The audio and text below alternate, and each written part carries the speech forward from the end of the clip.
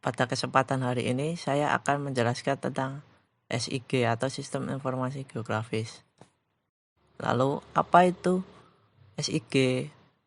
Menurut Esri, SIG adalah kumpulan yang terorganisir dari perangkat keras komputer, perangkat lunak, data geografi, dan personel yang dirancang secara efisien untuk memperoleh, menyimpan, mengupdate, memanipulasi, menganalisis, dan menampilkan semua bentuk informasi yang bereferensi geografi. Sedangkan menurut Aronoff, SIG merupakan sistem berbasis komputer yang memberikan kemampuan untuk menangani data bereferensi geografis, yaitu pemasukan, pengelolaan atau manajemen data, menyimpan dan mengaktifkan kembali, memanipulasi, dan analisis serta keluaran.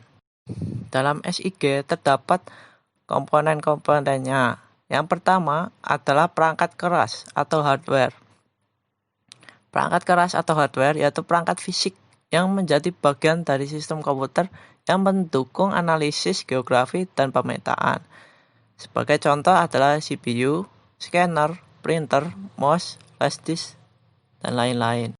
Yang kedua adalah perangkat lunak atau software. Perangkat lunak atau software yaitu perangkat yang dipakai untuk melaksanakan proses menyimpan, menganalisa, memvisualkan data secara spasial ataupun non-spasial. Contohnya adalah ArcGIS, Quantum GIS, dan lain-lain. Yang ketiga adalah data. Data terdiri dari dua jenis dalam SIG, yaitu data spasial dan data non-spasial atau atribut. Data spasial merupakan perwujudan nyata suatu daerah yang ada di permukaan bumi secara umum dipresentasikan dalam bentuk peta, gambar berformat digital, dan disimpan dalam bentuk koordinat X dan Y atau vektor atau dalam bentuk image atau raster yang mempunyai nilai tertentu. Sedangkan data non-spasial atau atribut merupakan data berupa tabel yang mana tabel tersebut memiliki informasi yang dimiliki oleh objek dalam data spasial. Data itu berbentuk data tabular yang satu sama lain diintegrasikan dengan data spasial yang ada. Yang keempat adalah manusia. Manusia sebagai pengguna, yaitu pelaksana yang bertanggung jawab dalam proses pengumpulan, proses analisis, dan publikasi data geografis. Kemudian adalah tahapan kerja SIG. Pemasukan data atau input data. Proses pemasukan data pada sistem informasi geografis bisa dilakukan dengan berbagai cara. Antara lain, proses akuisisi, digitasi, topologi data, tabulasi, pemberian atribut, dan transformasi koordinat.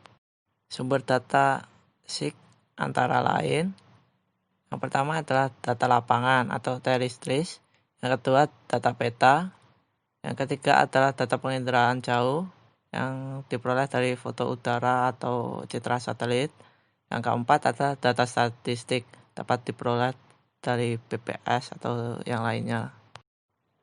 Manajemen data atau pengolahan data.